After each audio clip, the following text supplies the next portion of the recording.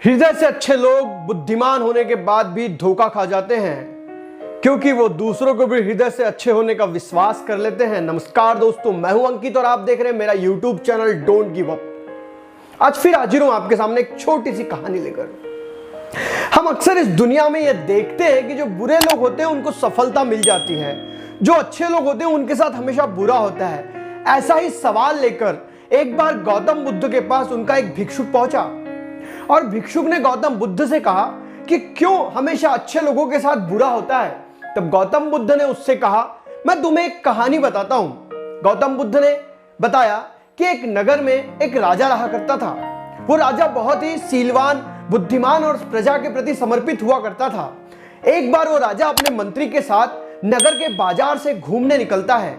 घूमते घूमते जब वो एक दुकान के पास पहुंचता है तो उसके मन में यह आता है कि मैं इस दुकान वाले को दंड दूं।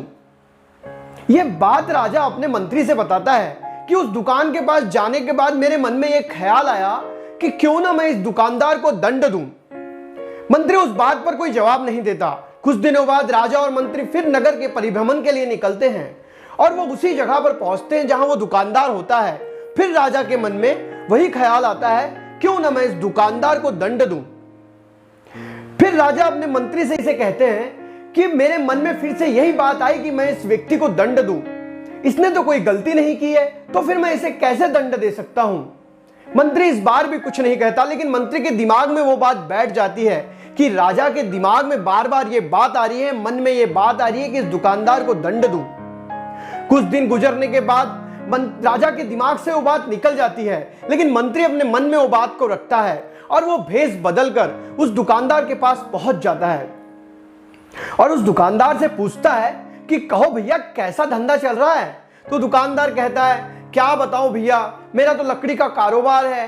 कभी लोग लकड़ियां खरीदने आते हैं, कभी नहीं आते हैं, कभी बिक्री हो जाती है तो कभी कभी 4-5 दिन बिक्री नहीं होती।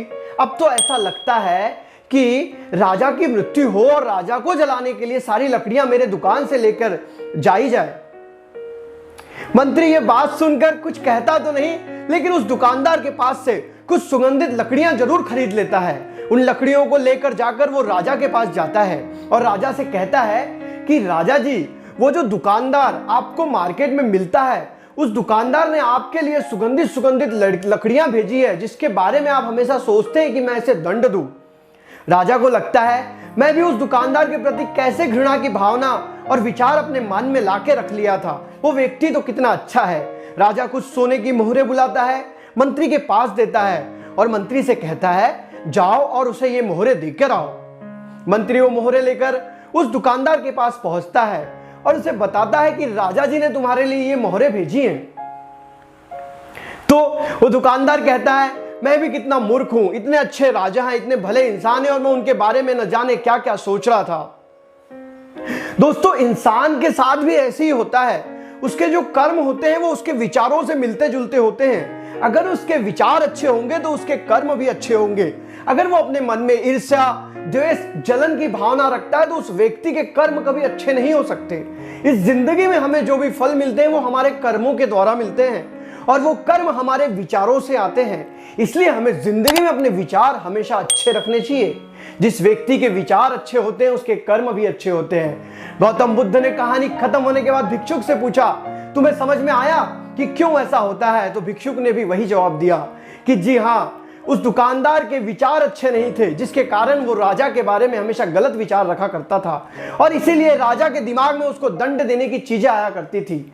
इस यूनिवर्स में हम जैसे विचार अपने देते हैं, वैसा ही यूनिवर्स हमें प्रतिफल देता है।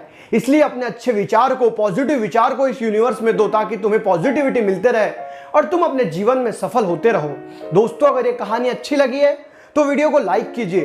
साथ ही साथ कमेंट बॉक्स में ये बताइए कि कहानी से आपको क्या सीख मिली है और अपने दोस्तों से भी शेयर कीजिए ताकि ज्यादा से ज्यादा लोगों तक ये कहानी पहुंच सके। जय हिंद।